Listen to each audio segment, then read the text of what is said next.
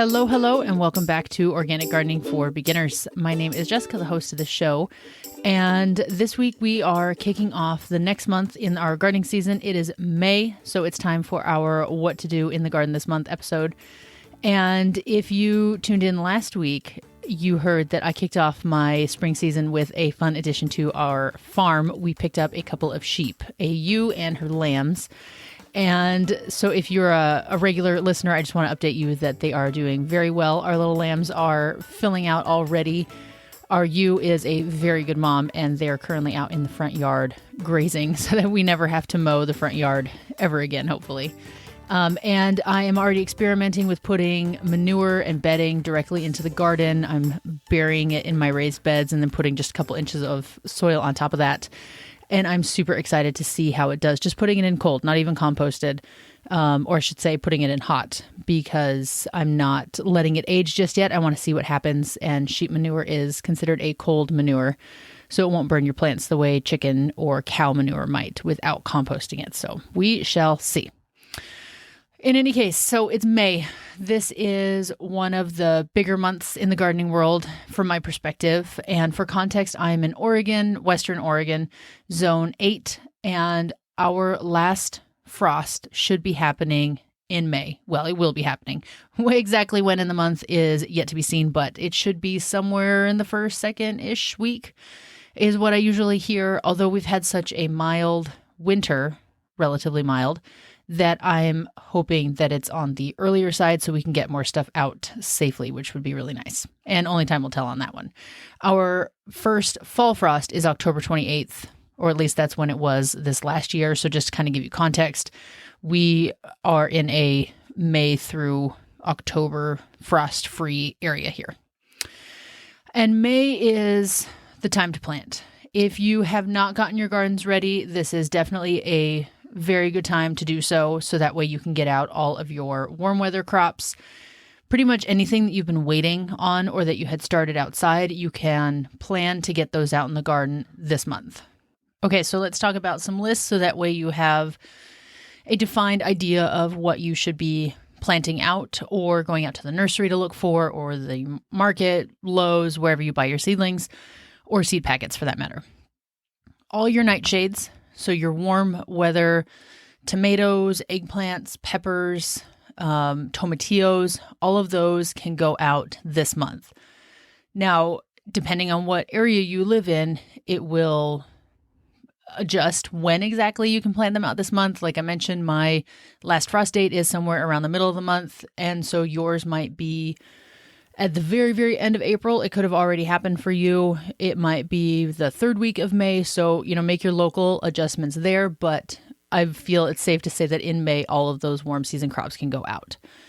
Additionally, you can start planting out your zucchinis, cucumbers, winter and summer squash, green beans, all of those things that you can either direct sow because they are large, easy to handle seeds and they sprout relatively quickly.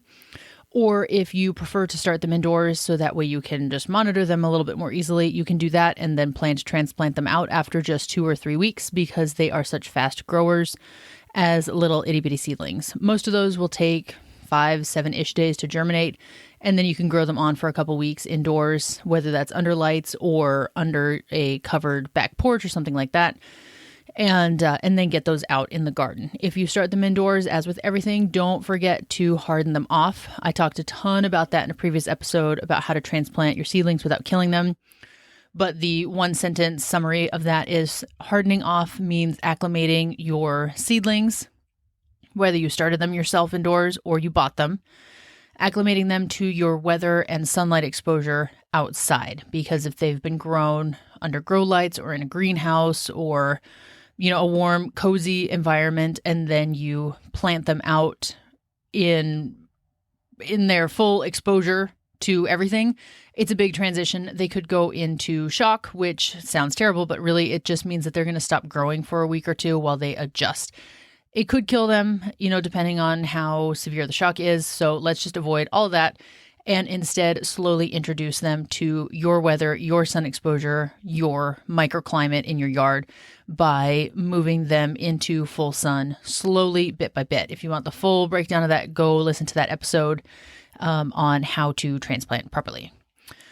So in addition to your nightshades and your squash and beans, this is also a fantastic time to start direct sowing your warm season flowers like zinnias and cosmos and sunflowers. Those are the big three that most gardeners love to have somewhere around their garden because they look pretty and they draw in all the bees and the butterflies. Same with the squash and whatnot. If you want to start those indoors, you still can. They might take 4 weeks or so, 3 to 4 weeks before you plant them out, especially the faster growing sunflowers and zinnias. But you can easily just direct sow them straight into the garden. And as well, if you listen to any of my other episodes, you know how much I enjoy companion planting, which is not, for me anyways, a dogma of always plant this with this or avoid planting this with that, but rather a mix and match of everything. I have, for example, a bed out in my garden that I was just planting out yesterday with tomatillo and sunflower and cilantro and scabiosa and onions, and I think there's a kale or two in there somewhere. And they're all just mixed throughout this raised bed. And what I find in my gardening experience is that it helps draw in pollinators, it draws in beneficials, it looks really pretty. There is a larger amount of biodiversity, different growing zones of your plants, whether they are a root crop or a tall, vertically grown and trellised crop or somewhere in between. And for me, it results in a much healthier garden. And there are classic combinations like tomatoes and basil or dill and cucumbers, but you can really try just about anything. I feel like the only thing you ever hear is don't plant rue next to a lot of things, or sometimes fennel. But I honestly don't know a single person, myself included, who grows fennel or rue. Fennel is one of the very few herbs that I just don't care for. So in my experience, everything grows very well together. But back to our list. So anyways, those warm season flowers can all go out, even like the kind of shoulder flowers that do okay with colder temperatures like calendula or marigold or echinacea, black-eyed Susan, nasturtium, if I didn't already say that. Those can all be either direct sown or transplanted. Something like echinacea I would actually transplant because they are slow to grow and a little bit tricky to germinate.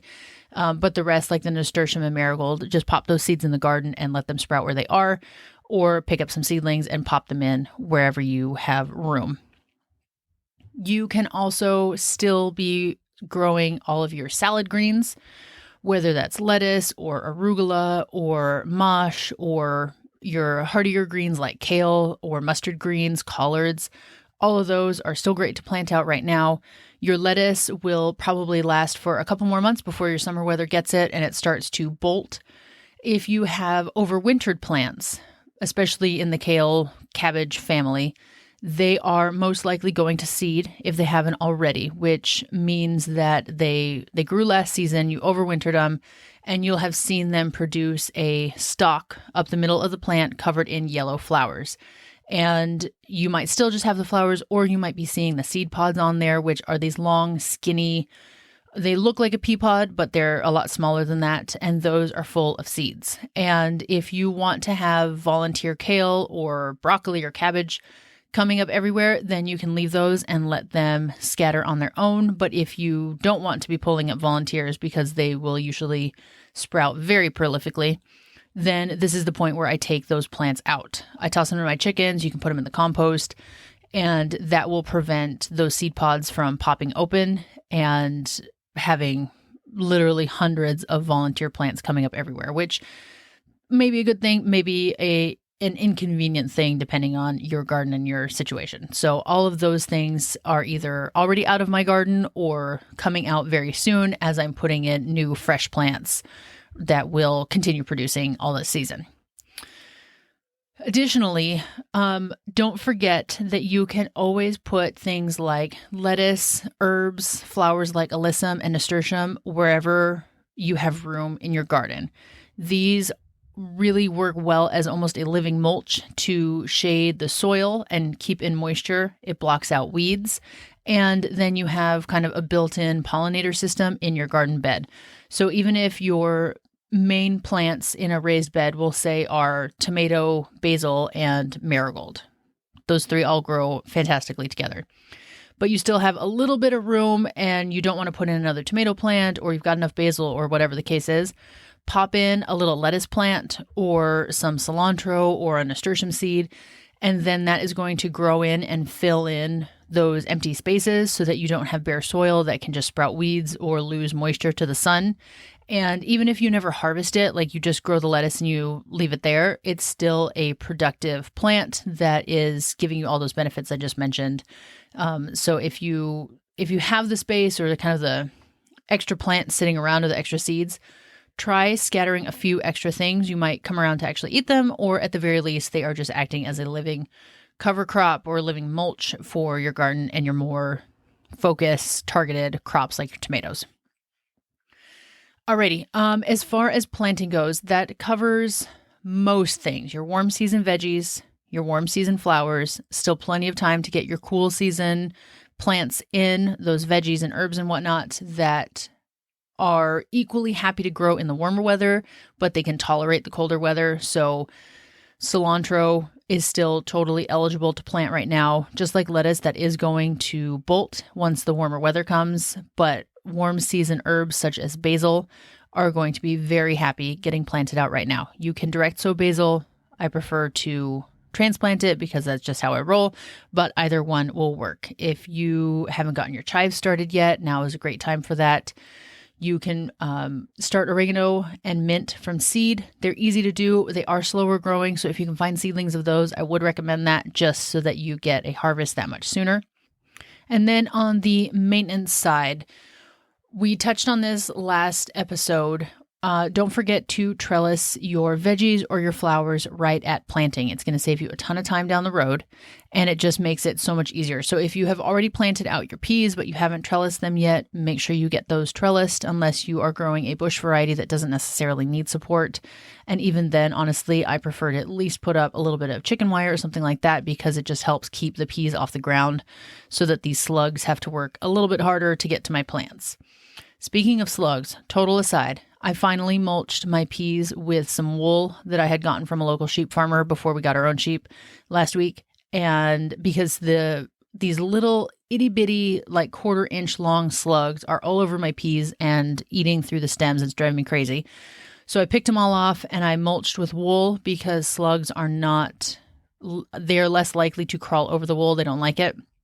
And so I'm experimenting to see if that will help keep the slugs off of my peas enough to actually get a harvest, and then also to go back and mulch other things that are vulnerable to slugs if this wool is as effective as people say it is. So very excited about that. The sheep are coming into play already, and they've only been here for a week. And then additionally, if you are not mulching yet, make sure you mulch. I talked about that last episode too. Trellis, mulch. If you're going to put in drip irrigation, do that early in the season so that you aren't fighting these big pokey zucchini fronds to get your emitters around, or having to, watch out that you don't break branches of things as you are putting in elbows and leading around your plants and whatnot. It's so much easier just to do it now while everything is small or your beds are still empty. If you haven't planted out yet because you haven't gotten your garden done, I'm hearing that a lot at the farmer's market of this weekend, I'm going to get my garden ready. And I've been hearing that for a couple weeks now. So hopefully people make time for it. But if you're in that position where your garden bed's not ready, or you're waiting to get some bulk soil, or whatever the reason, don't forget about grow bags. Sometimes I forget to mention these. I talk about containers, but specifically a grow bag is a felt or fabric bag that you just plant in as if it were a pot. And I prefer the grow bags to an extent because they don't get as hot as plastic pots. Those plastic pots can really cook your soil, and I'm not a huge fan of those. I would rather go for a ceramic or even a resin pot, but those can be cost prohibitive. So you can get grow bags, which I have used in the past, and just use those as your container garden. Very quick, very easy to get off the ground. A lot of the sellers will have a little bit of a guide of how much soil you need to fill the certain size of grow bags, and that can be a very handy way to just get her done and get it planted. So don't forget about grow bags if you're in that position. Beyond that, your garden has months ahead of it to grow. So even I, with many years under my belt, have been running around like a headless chicken, feeling like I'm late on this. I haven't started that. I need to start these seeds. What about this over here? And feeling so behind all the time. And that's not helped by the fact that I have thousands of extra plants for the market and my plant sale. I have my big plant sale coming up this weekend. I cannot wait. I will definitely inform you guys how that goes. And even knowing that, I also am able to remind myself there are still many months left to go. I've planted a summer garden in June because we moved. I've planted a summer/fall garden in July. I still get stuff to eat. I still get beautiful flowers to look at. So if you are in a transition time, or life is crazy, or you have a newborn, or you're sick, or whatever the case is, and normally you would be out in the garden and you're not right now, I've been there. It sucks. And you probably, no matter what anybody says, are going to feel behind. But just remember that you still have time. Your planting schedule can be very flexible. It's the very end of April and obviously soon to be May. But try not to fall victim to that mentality of it's too late, because usually it's not too late. You can always plant something. And if you're coming into these episodes, or heck, you find this episode a month later and it's June 1st and you're feeling way, way behind, go back and listen to some of my later summer, early fall episodes from last year. And I talk a ton about fall gardening, things you can overwinter, quick maturing crops that you can plant in July that you'll still get a harvest off of, like lettuce or zucchini or certain cucumber varieties. There's almost always something to plant almost any time of the year. So whether you are listening to this on May 1st or September 1st, there's something to plant, and just enjoy the process, I guess is what I'm getting to. Enjoy the process, realize that you can always plant something. One thing I want to mention that I forgot to with the warm season crops like the tomatillos and the peppers, if you are planting them out in a raised bed or even a row, make sure you leave yourself some room to trellis those plants. I know that tomatoes get all the attention for trellising because we all kind of have an idea that they get to be large and bushy, but if you've never grown tomatillos before, those things get humongous, very vigorous plants usually. And peppers can also start to fall over if they get a little bit too top heavy. So I like to use tomato cages for my peppers rather than tomatoes, because the tomatoes will just eat the whole thing. And tomatillos, I've used tomato cages in the past. I've done the Florida weave in the past, which is basically 2 stakes at the end of your bed, and then you pinch the plant in between 2 rows of string, more or less. And they both work. I find tomatillos to be large and floppy regardless of how I trellis them, but just some sort of support to keep the branches from breaking under the weight of all that fruit can be really helpful and kind of keep things contained. And this doesn't necessarily pertain only to May, but if you see a Colorado potato beetle on your tomatillos, make sure you exterminate those things ASAP. I'm all about working with nature in the garden. You guys know that by now. But those things will decimate your tomatillo plant. It's like a hornworm for tomatoes. You go out, you see it, and the next day, half your plant is gone. So I don't mess around with those guys. I drop them off into soapy water so they can't get back out.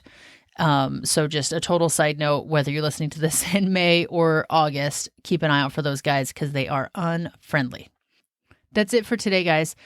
It doesn't take so long to go through these episodes anymore because these are mostly planting updates, because a lot of the maintenance you do from month to month, whether you're listening to the September episode or the January one, it's all about mulch, making sure that you are planning ahead for planting out the next month, different educational pieces that you can look into, whether that's composting or companion planting, and really taking advantage of all those facets of your garden. So relatively short and simple today.